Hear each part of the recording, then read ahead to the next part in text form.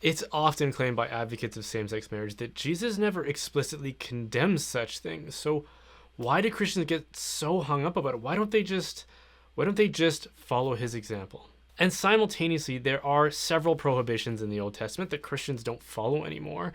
So why the double standard about Old Testament hostility towards alphabet sexuality? In fact, Father James Martin, who is ubiquitous on this topic, makes this exact argument all the time. He'll dig up a list of sins according to the old Mosaic law, and he'll make a bit of a joke out of them because of how silly he considers them to be.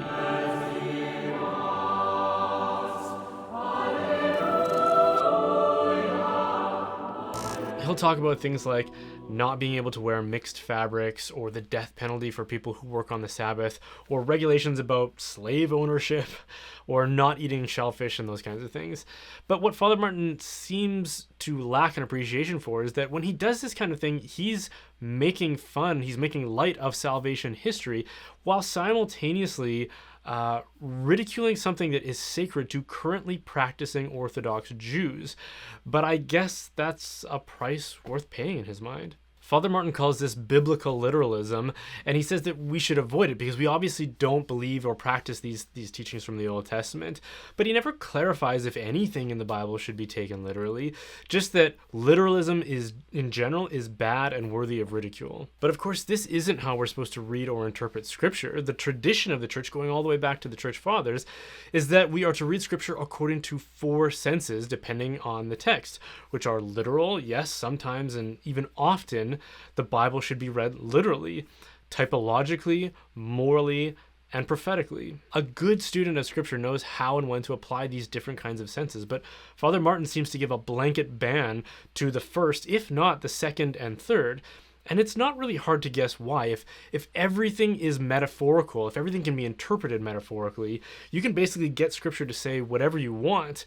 So it's no surprise why the people who have the most to gain from the obscuring of church and scriptural teaching are the ones most actively promoting this form of exegesis. Now, of course, the thing about these kinds of questions about sexuality is that they are moral questions. And the thing about morality is that it's way easier to describe what is right and true than it is to describe all the countless ways that one can go wrong. There are countless wrong answers to any question, and often only one right answer. So if you're a good teacher, you're far more likely to teach simply what is right and good and true, rather than to catalog the millions of wrong answers for your listeners, which is what Jesus seems to do a lot of the time. On the question of human sexuality, he relates it to marriage and describes specifically what a marriage is. When the Pharisees ask him about marriage and divorce, Jesus responds by quoting the Old Testament. Apparently, he thinks that the Old Testament is useful for more than just ridicule. So Jesus starts by saying, "Have you not read that from the beginning God created them male and female?" Here he's first establishing what are the two kinds of essential human beings. It's not a spectrum. There's two that Jesus identifies and that Scripture identifies in the story of creation. And that if there are only going to be two in the whole world, God made it these two for the sake of optimizing their companionship because of their complementarity and their design. So Jesus establishes that these are the two we are talking about in a conversation about marriage. And then he goes on to complete that scripture verse by saying, "For this reason, a man will leave his mother and his father and cling to his wife, and the two shall become one flesh." So for Christians and theologians that want to say, we don't look to the Old Testament to resolve these kinds of questions, we look to Jesus. Well, that's weird and ridiculous, because the first thing that Jesus does when talking about marriage is quote the Old Testament. For him, there's no dichotomy between the scriptures that he had available at the time and his revelation of truth, goodness, and beauty. Now, when they can no longer depend on Jesus to be the mouthpiece of their ideology, it's usually at this point that modernists and liberals will say that in cases like this, Jesus is speaking as a man of his age and allowing the cultural and religious views that were popular and dominant in that time to shape his teachings. And it's at this point that I have to wonder if these same people have read the Gospels at all. Like, I'm genuinely curious what they think the reason was that Jesus was arrested and condemned to the worst kind of death that the Roman Empire could conceive of. Do they think that it was Jesus' habit of healing sick kids and lepers that made him such a threat to the ruling order of his day? I hope not. It was obviously the fact that Jesus was such a relentless contrarian to the established norms of that place and time that the ruling order felt so threatened by him that they had to take the most drastic steps to conspire to have him murdered. It has to be one of the dumbest arguments, and I think a striking revelation of a person's ignorance and or desperation to resort to the claim that Jesus was just a man of his age, and that's why he said some of the things he did. The same Jesus who called the ruling elite vipers, hypocrites, and whitewashed tombs. Jesus who cleansed the temple. Jesus who routinely dined with sinners, publicans, and even criminals.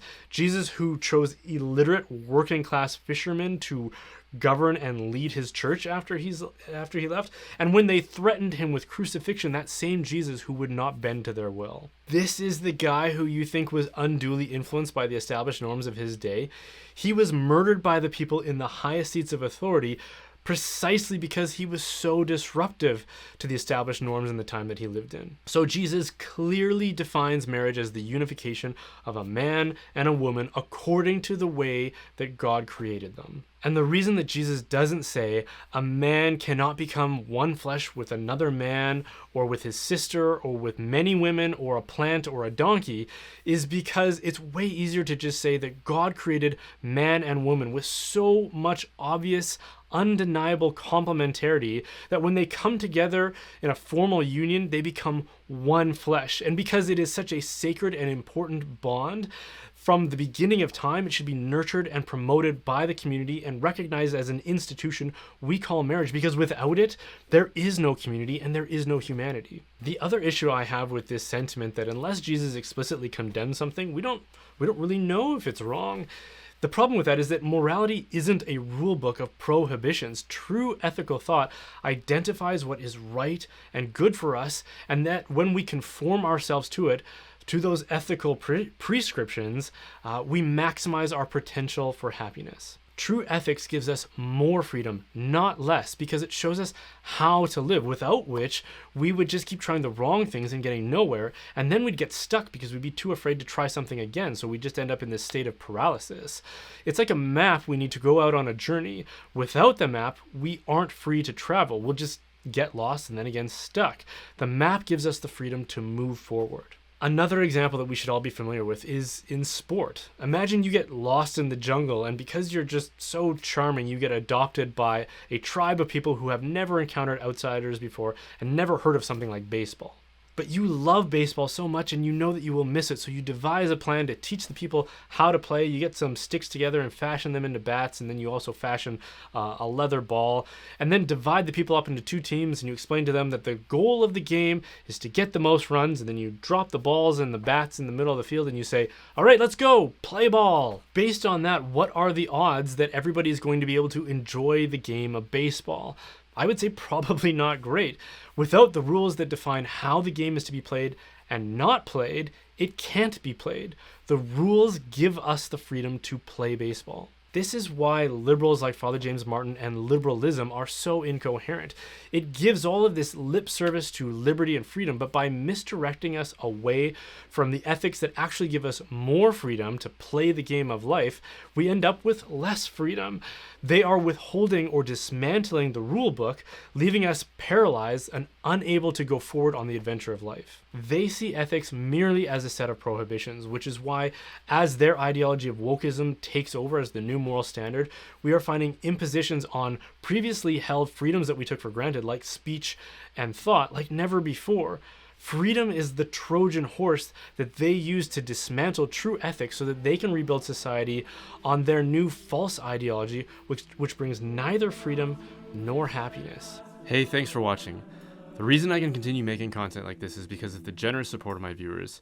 If you are able to support the work I'm doing, there are a couple of ways you can do that: by donating through my website or by joining my online community, The Reinforcements.